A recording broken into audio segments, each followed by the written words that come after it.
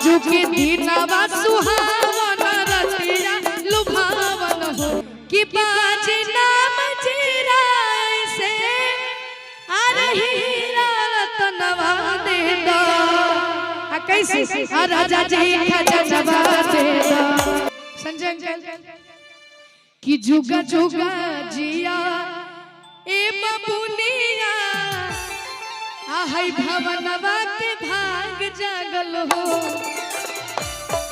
कि बबुनी लालू भैली खुलवा के दीपक।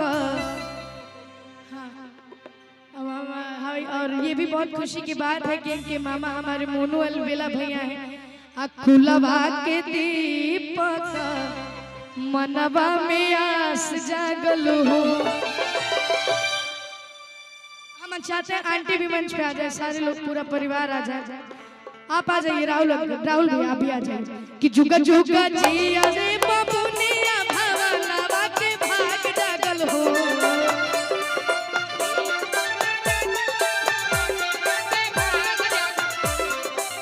जुगा जुगा जिया ए बबुनिया भवनवा के भाग जागल हो। तब बबुनी लाल भैली कुलवा के दीपक मनवा में आस लागल हो। तब बबुनी लाल भैली कुलवा के दीपक मनवा में आस जागल हो। जुग जुग जिया ए बबुनिया भवनवा के भाग जागल हो।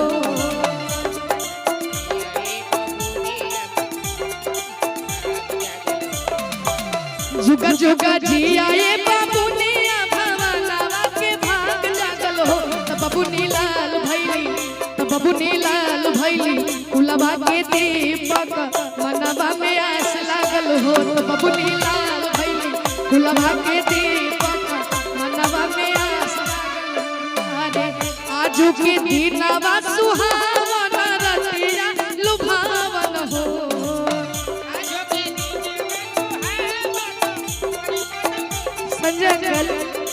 कहल जाला कि सोहर पे मोहर लूटे के चाहिए, तो हम सोहर गावत तारी रउआ लोग मोहर लुटाई जाए।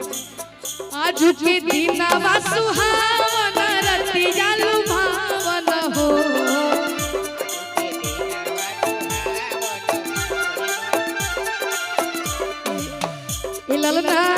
इललना गोदिया में अइले घन श्याम गवाला सुना सोहर हो। घन श्याम सुनाला सुना सोहर।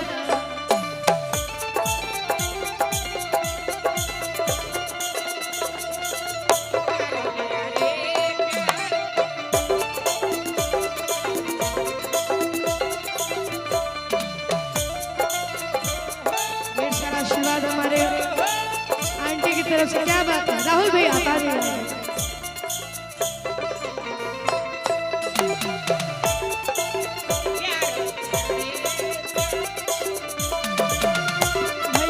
कुलवा के दीपक मनवा में आस लागल हो। और का कहे के बा नकिया ता हुए जैसे बाबूजी के अखिया हमाई के हो। नकिया ता हुए जैसे बाबूजी के होठवा ता हुए जैसे दादाजी के कन्नवा दादी जी के हो। ललना मुहावा चनवा शुरू जावा तो सगरो जोर भैले हो। ललना मुहावा चनवा शुरू जावा तो सगरो जोर भैले हो। ललना मुहावा शुरू जावा भैया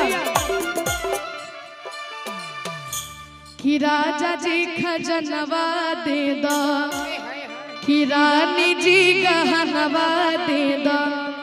अरे बाजी नाम जीरा से अरे हीरा रतनवा दे दो। अरे राजा जी खजनवा दे दो। कहे के बा कैसे कि राजा जी खजनवा दे दो। राजा जी खजनवा दे दो। रानी जी गहनवा दे दो। रानी जी गहनवा बाजी नाम जीरा से बाजी नाम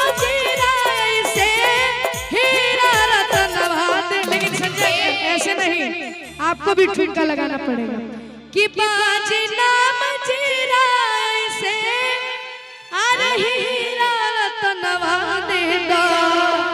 कैसे राजा जी खजनवा दे दो, राजा जी खजनवा दे दो, रानी जी गहनवा दे दो, रानी जी गहनवा दे दो।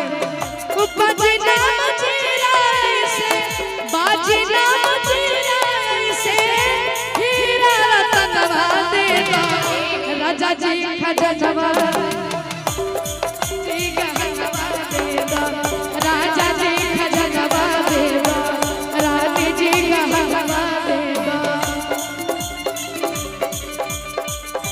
क्या बात है।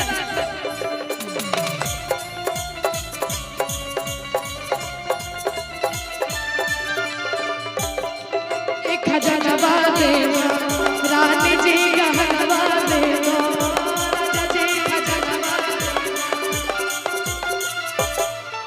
अरे हल्का हंसुली काड़ा छाड़ा, हल्का हंसुली काड़ा छाड़ा, बाजू बंद झुमका डाड़ा, बाजू बंद झुमका डाड़ा।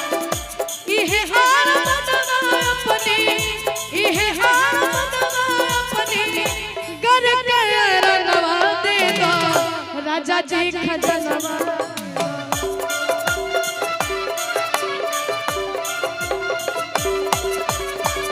रानी जी गहनवा